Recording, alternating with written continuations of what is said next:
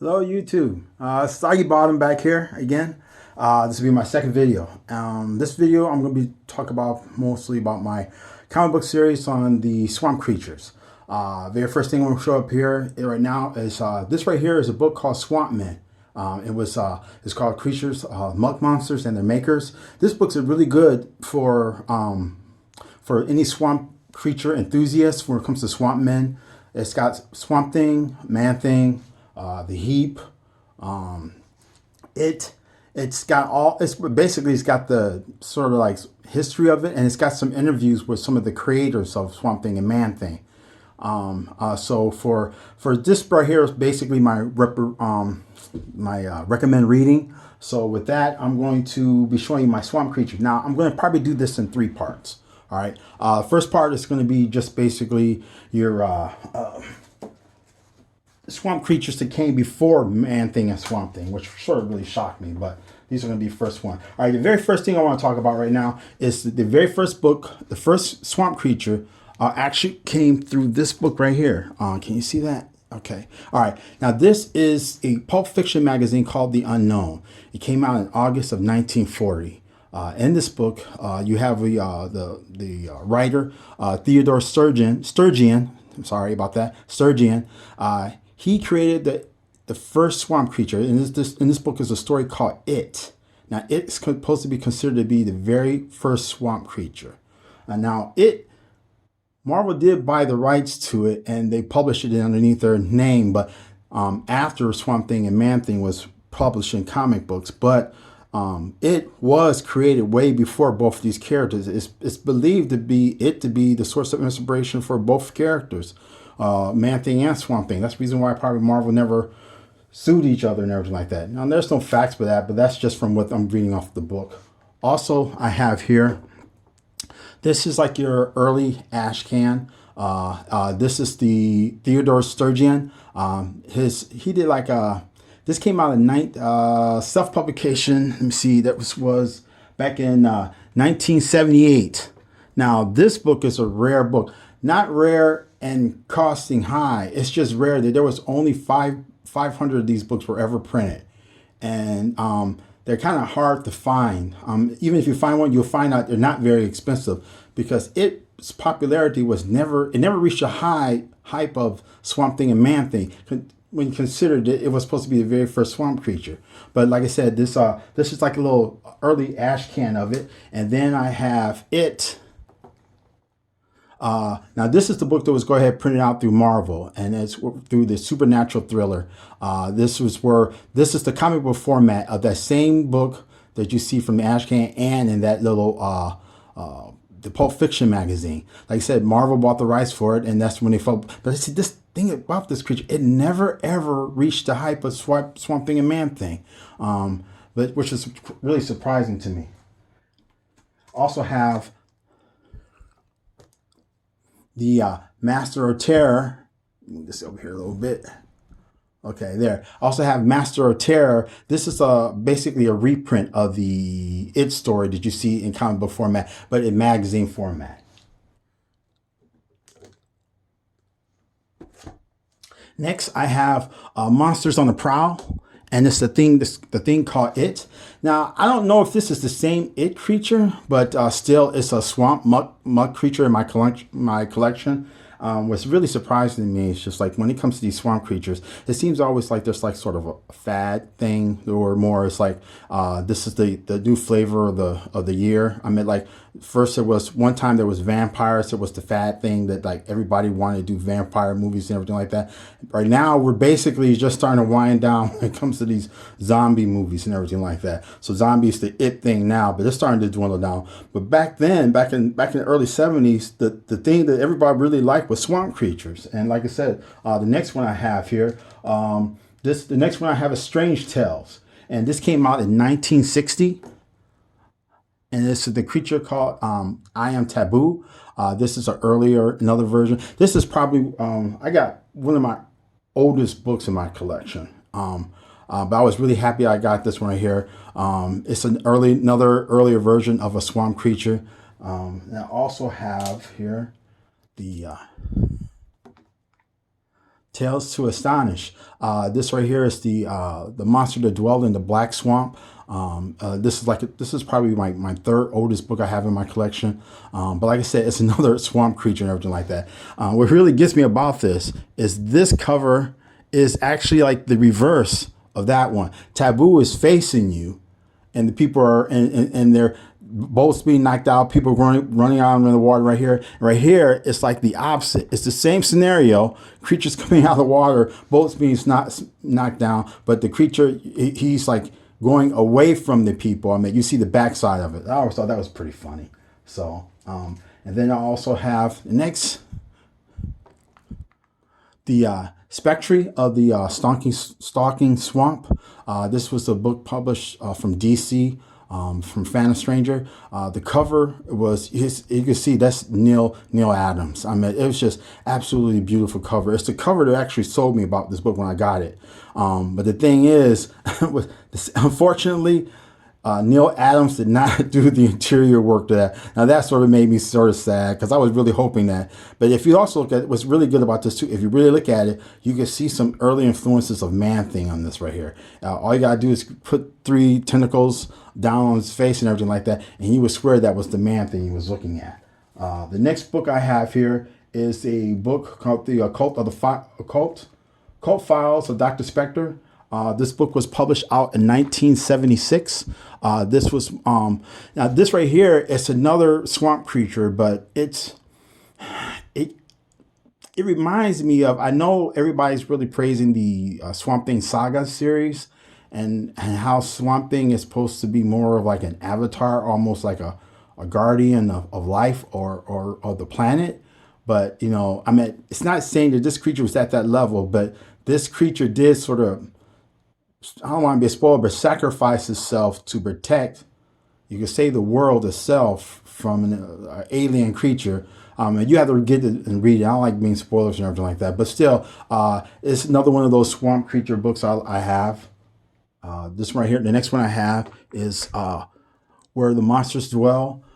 This one is like, I think it's an early reprint of the I Am Taboo book. Then I have Where the Creatures Roam. This is another early reprint of another swamp creature book I had earlier. But like I said, this is the creature called the Glop.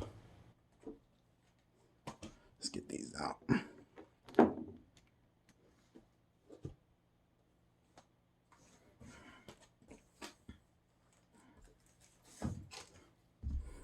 Next, I have Weird and Wonder Tales printed through Marvel. The Thing in the Bog. Of course, this is another swamp creature. It doesn't dwell too much on it being a swamp creature and everything like that, but still, it's another one of my earlier swamp creature books that I like.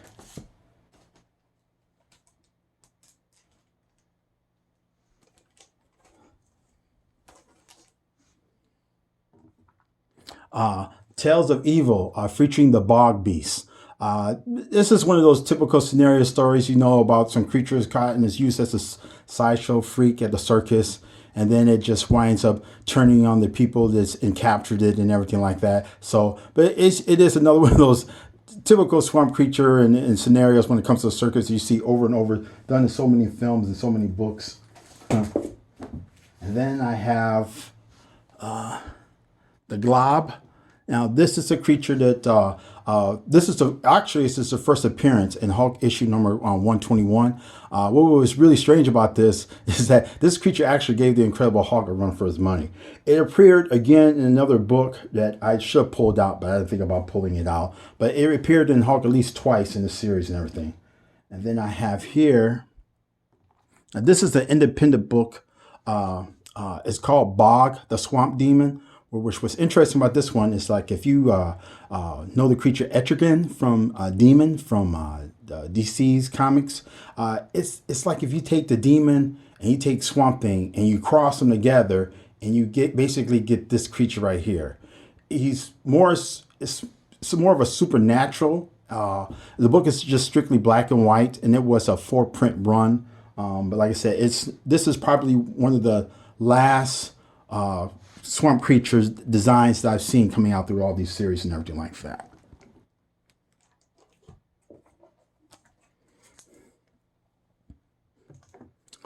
Then we have Eerie. Now this book is called, this creature here is a swamp creature, and he's called Marvin. What was sad, this book actually was kind of sad because the guy, Marvin, the guy actually committed suicide, which I was really surprised that books would actually do stuff like that. But he actually committed suicide, dies in the swamp, and he's resurrected as a swamp creature. And what you see him is carrying this little girl that she sort of, she befriends him. And of course, you know, some men come around with guns and they see this creature and they think he's hurting the girl. She actually jumped in front of the creature to protect him, and she was actually shot and killed. Of course, the creature is blamed for it, but it winds up, that's the reason why he's got tears and everything like that. But he winds up taking the girl back into the swamp, and the area where he was resurrected at, he puts her in the same spot, and she's resurrected as a swamp creature herself. And then they basically go off to the swamp together. So he's not lonely. They got each other to keep each other company, everything like that. But this is Marvin.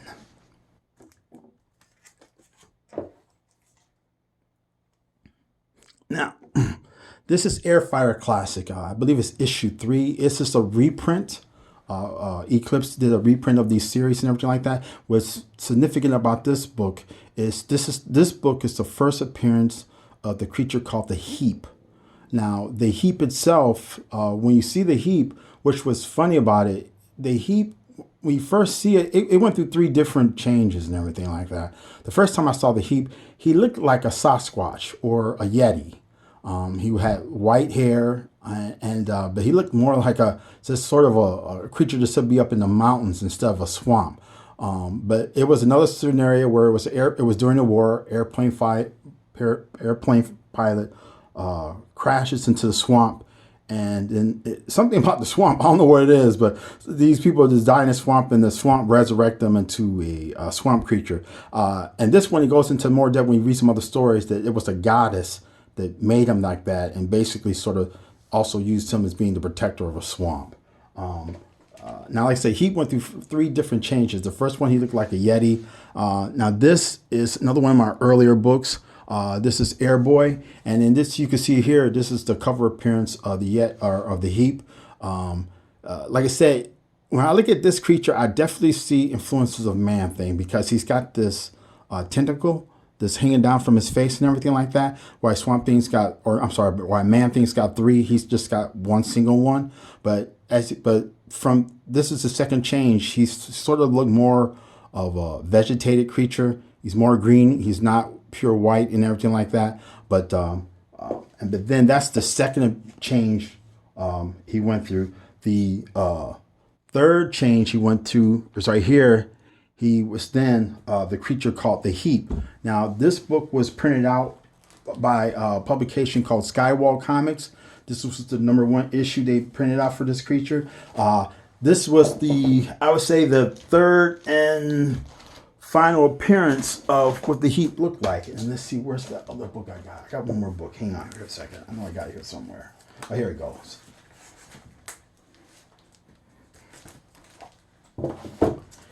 Then I have this book right here. This book's a Psycho, and it's the appearance. This was like a black and white book, magazines. I always love when I see these magazine books when I was a kid. Every time I see them, I always pick them up because it's got some good illustrations and horror stories in them. Of course, you see this is the Heap, his third and final change in the creature, where he's got his tongue hanging out and everything like that. And what's funny, if you probably can't see off this one, but off this book right here, let me see if I can get this over here, get the glare. First of all, Frank Cho did the cover drawing of this beautiful illustration.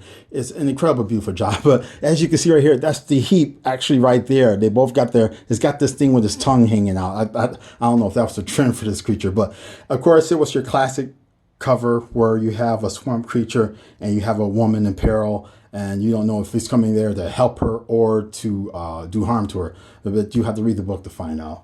But anyway, like I said, now I'll have, this is part 1 of 3. The second one video I do I'll talk about my Man-Thing collection, and then the third one I'll do my of course my favorite of all the swamp creature. I'll do this one about Swamp Thing. So that's the end of the video, and thank you, and stay tuned for another one.